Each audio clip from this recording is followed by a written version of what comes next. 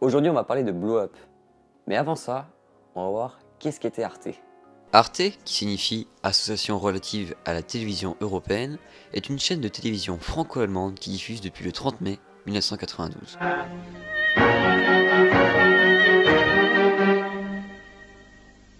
Cette chaîne est disponible sur la TNT, le câble, le satellite et Internet. Mais la principale difficulté que va rencontrer la chaîne, c'est bien sûr le bilinguisme. Diffusée en France et en Allemagne, elle doit adapter ses programmes. Corinne Delvaux nous explique ce soir une différence de taille dans l'usage du téléphone en France et en Allemagne. En parlant de programme, Arte c'est le cinéma d'art et d'essai. Des films muets, des thrillers, des sagas historiques, des séries audacieuses, des documentaires culturels et de découverte. Arte, chaîne publique, généraliste, culturelle et européenne, diffuse tous les genres de programmes. On peut citer Le Dessous des cartes, émission dédiée à la géographie et à la géopolitique, ou encore les thémas, carambolage,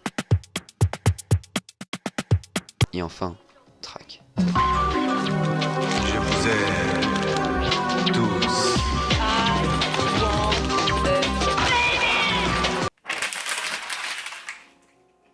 Mais aujourd'hui, on va s'intéresser à un programme en particulier, Blow Up. Mais Blow Up, c'est quoi? C'est une émission consacrée principalement au cinéma. Dans une interview pour OBS, Luc Lagier, rédacteur en chef de Blow Up, dit « Blow Up, c'est un travail sur la mémoire du cinéphile. Il s'agit d'abord de se souvenir de moments de cinéma, puis de les restituer à l'internaute de manière charismatique. L'idée consiste aussi à jouer avec ces images, à les rêver, en les assemblant selon notre subjectivité.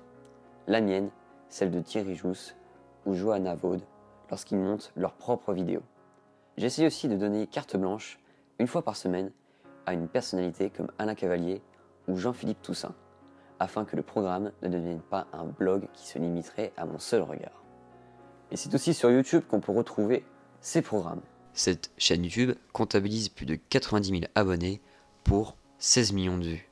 On retrouve de tout sur cette chaîne YouTube, que ce soit le top 5 musical de Jim Carrey, C'est quoi Alain Delon, Spielberg en 9 minutes, C'est quoi Anna Karina, Punk in Cinema, les BO de Paul Thomas Anderson, Face à l'histoire de Clint Eastwood, San Francisco Cinéma, C'est quoi Delphine Seyrig, John Carpenter par Thierry Jousse, Les chanteuses au cinéma, Bill Holiday le cinéma,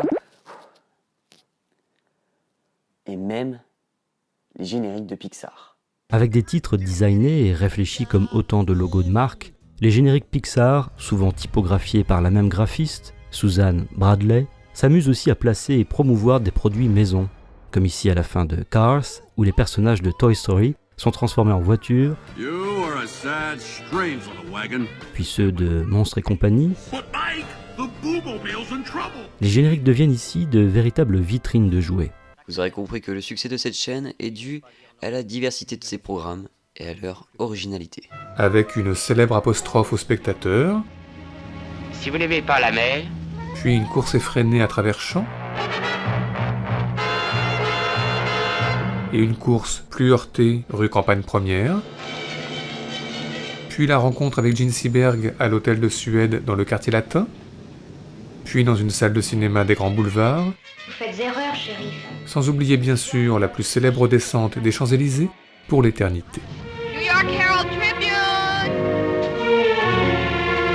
New York Herald Tribune! Bref, je vous laisse découvrir cette chaîne YouTube si vous ne la connaissez pas. Et du coup, voilà, c'est la fin de la vidéo. Ah.